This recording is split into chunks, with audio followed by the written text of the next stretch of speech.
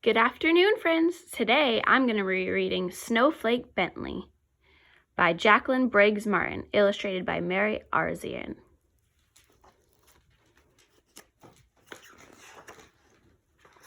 Snowflake Bentley. In the days when farmers worked with ox and sled and cut the dark with lantern light, there lived a little boy who loved snow more than anything in the world. Willie Bentley's happiest days were snowstorm days. He watched snowflakes fall on his mittens on the dried grass of Vermont farm fields. On the dark metal handle of the barn door, he said, "Snow was as beautiful as butterflies or apple blossoms." He could net butterflies and show them to his older brother, Charlie. Have you ever caught butterflies before? I know I have. He could pick apple blossoms and take them to his mother, but he could not share snowflakes because he could not save them.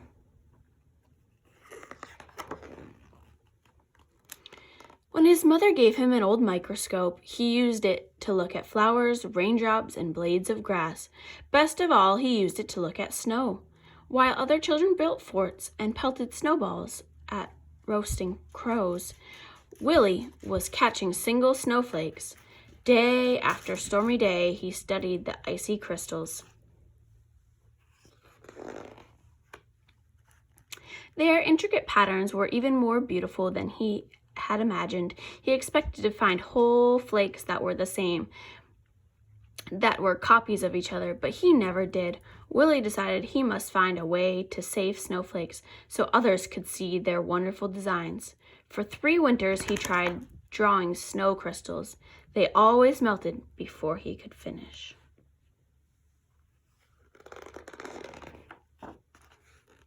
When he was 16, Willie read of a camera with its own microscope. "If I had that camera, I could photograph snowflakes," he told his mother. Willie's mother knew he would not be happy until he could share what he had seen. "Fussing with snow is just foolishness," his father said. Still, he loved his son. When Willie was 17, his parents spent their savings and bought the camera. It was taller than a newborn calf and cost as much as his father's herd of 10 cows. Willie was sure it was the best of all cameras. Even so, his first pictures were failures. No better than shadows, yet he could not quit. Mistake by mistake, snowflake by snowflake, Willie worked through every storm.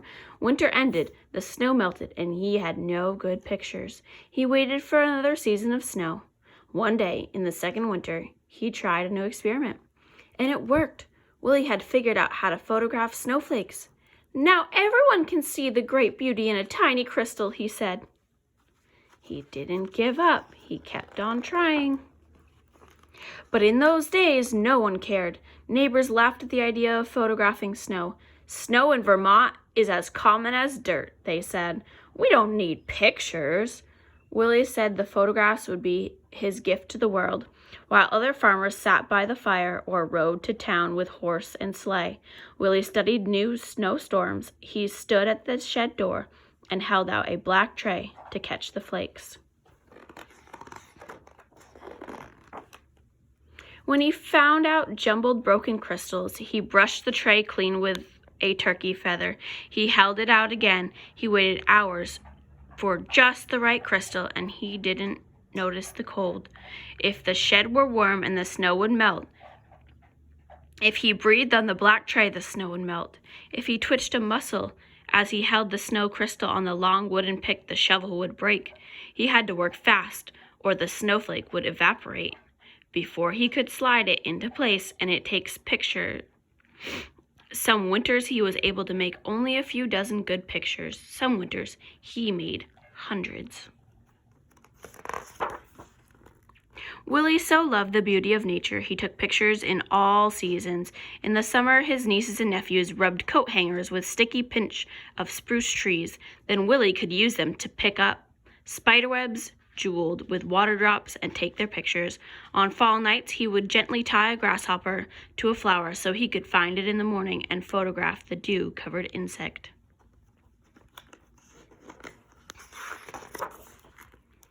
But his snow crystal pictures were always his favorites. He gave copies away or sold them for a few cents. He made special pictures as gifts for birthdays. He held evening slideshows on the lawns of his friends. Children and adults sat on the grass and watched while Willie projected his slides onto a sheet hung over a clothesline.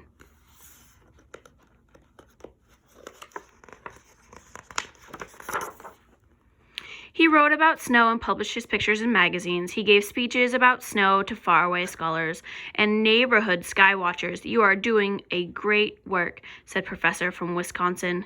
The little farmer came to be known as the world's expert on snow, the Snowflake Man. But he never grew rich. He spent every penny on his pictures. Willie said there were treasures in snow.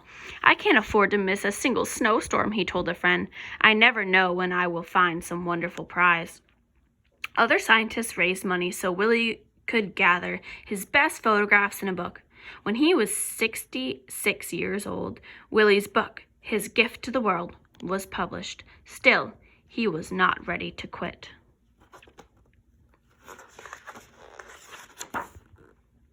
Less than a month after turning the first page of his book, Willie walked 6 miles home in a blizzard to take more pictures. He became ill with pneumonia after that walk and died 2 weeks later.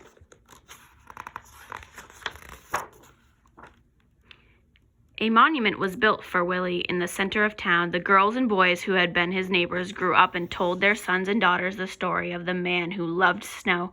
40 years later, Wilson Bentley's death, children in the village worked to set up a museum in honor of the farmer scientist, and his book had taken the delicate snow crystals that once blew across Vermont, past mountains over the earth.